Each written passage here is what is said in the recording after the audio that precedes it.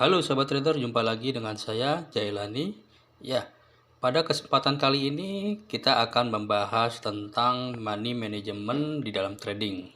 Kenapa money management di dalam trading diperlukan dalam sebuah transaksi? Karena banyak sekali di luar sana trader-trader yang sering bermunculan ataupun yang baru memulai yang namanya trading, sehingga dia tidak mengetahui apa itu artinya money management. Nah, sebenarnya apabila kita menggunakan ataupun melakukan pembukaan akun dengan menggunakan deposit yang cukup minim, kita juga bisa menggunakan money management. Karena dengan adanya perencanaan keuangan tersebut, kita bisa melakukan yang namanya meminimalisasi kerugian. Jadi kita bisa berpatokan terhadap jumlah dana ataupun jumlah saldo yang ada di dalam akun tersebut. Nah, di sini bagi sahabat trader yang masih awam ataupun pemula, saya anjurkan sahabat trader harus memahami terlebih dahulu arti dari money management tersebut. Sehingga dengan adanya pemahaman tentang money management tersebut, saya pastikan trading yang sahabat trader lakukan bisa menghasilkan profit secara konsisten ataupun secara maksimal. Nah, jadi dalam kesempatan kali ini kita akan belajar tentang money management ya.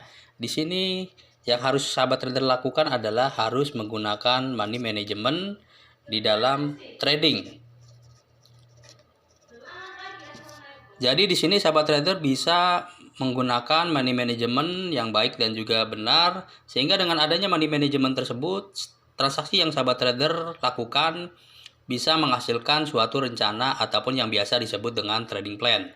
Nah, hal-hal yang perlu diketahui dengan adanya money management tersebut adalah misalkan sahabat trader menggunakan saldo ataupun deposit, misalkan taruhlah sekitar S100 ya.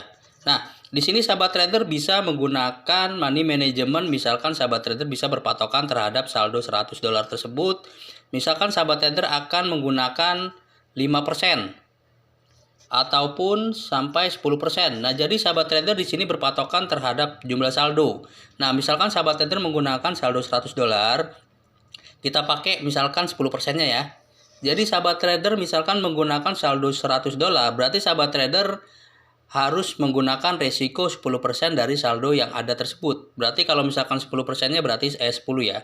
Nah, di sini sahabat trader harus berpatokan terhadap saldo S10 tersebut. Misalkan sahabat trader bisa melakukan open posisi, misalkan kita menggunakan broker luar ya. Misalkan broker luar itu kita menggunakan lotnya menggunakan 0,01. Biasanya kalau misalkan kita menggunakan lot 0,01, itu margin yang dibutuhkan yaitu sekitar $2.21. Segini ya misalkan ya. Nah, di sini sahabat trader bisa menggunakan patokan money management. Jadi sahabat trader bisa menggunakan minimal open posisi 0,02 ataupun 0,03 dengan menggunakan strategi baik itu averaging ataupun Marty Angel. Dan saya sarankan sahabat trader jangan melakukan open posisi terlalu banyak karena sangat berisiko terhadap saldo yang sahabat trader miliki. Nah, yang kedua adalah sahabat trader harus melakukan misalkan open posisi. Nah, di sini gunanya adalah setelah sahabat trader melakukan misalkan open posisi 0,01, misalkan posisinya misalkan buy. Misalkan harganya taruhlah ya di terhadap mata uang misalkan euro USD. Misalkan harganya di 1.13400. Tiba-tiba sahabat trader dengan melakukan open posisi tersebut, market tidak open posisi yang sahabat trader lakukan mengalami misalkan loss terlebih dahulu. Misalkan taruhlah harganya naik di 1.13430. Nah, di sini sahabat trader bisa melakukan open posisi kembali dengan menggunakan lot yang sama, yaitu dengan menggunakan strategi averaging. Tetapi sahabat trader juga harus memahami terlebih dahulu dengan analisa yang sahabat trader lakukan sebelumnya. Nah, jadi sahabat trader apabila analisa yang sahabat trader lakukan benar-benar yakin bahwa harga akan mengalami kenaikan, sahabat trader bisa melakukan open posisi kembali dengan menggunakan lot yang sama dan open posisi yang sama. Apabila sahabat trader tidak yakin bahwa open posisi yang sahabat trader lakukan salah, sahabat trader bisa melakukan yang namanya adalah di swing posisinya. Jadi open posisi buy tersebut sahabat trader cut loss, sahabat trader bisa menggunakan open posisi yang berlawanan yaitu open posisi sell, bisa menggunakan lot 0,01 ataupun lot 0,02 tergantung dari saldo ataupun money management yang akan sahabat trader gunakan. Nah, setelah adanya open posisi tersebut, sahabat trader harus menggunakan yaitu RR. Biasanya RR ini banyak sekali digunakan oleh sahabat trader ya dalam menentukan yang namanya adalah money management. Jadi RR itu sangat-sangat ini ya, sangat-sangat dibutuhkan. Jadi sahabat trader bisa menggunakan RR tersebut.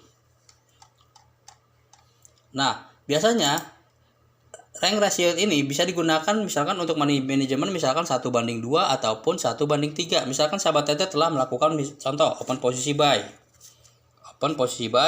Sahabat trader menggunakan misalkan lotnya 0,01. Harganya misalkan ini buy euro ya.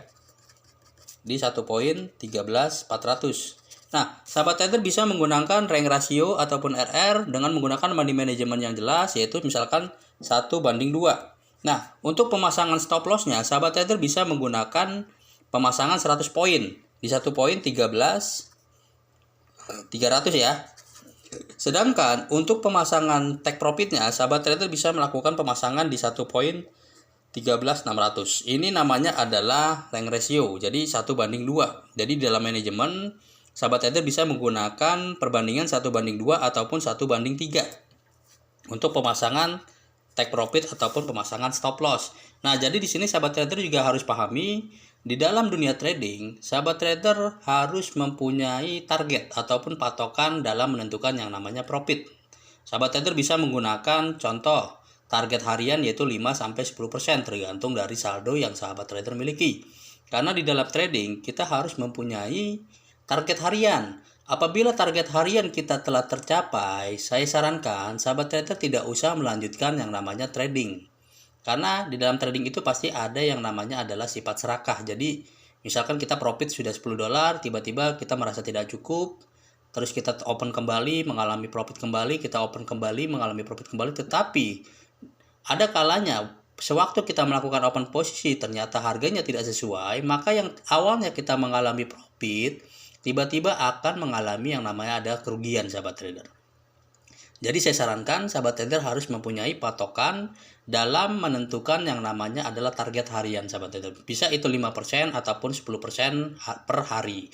Jadi kalau misalkan kita kalkulasi profit 5% per hari dikali sebulan, itu sahabat trader bisa mengalami yang namanya adalah BEP ya. Jadi sahabat trader bisa balik modal ya. Jadi sebenarnya trading itu harus mempunyai target harian sahabat trader. Dan juga sahabat trader harus menggunakan money management yang jelas. Mudah-mudahan dengan adanya video tersebut dapat menambah wawasan dan juga ilmu pengetahuan terutama bagi sahabat trader yang masih awam ataupun pemula. Bagi sahabat trader yang ingin melakukan edukasi, sahabat trader bisa langsung tulis di kolom komentar. Mudah-mudahan ilmu ini dapat bermanfaat bagi sahabat trader. Jangan lupa di subscribe, like, dan juga apabila ada pertanyaan tulis di dalam komentar. Demikian video yang saya buat, mudah-mudahan dapat bermanfaat bagi sahabat trader. Tunggu video saya selanjutnya. Salam trader mandiri.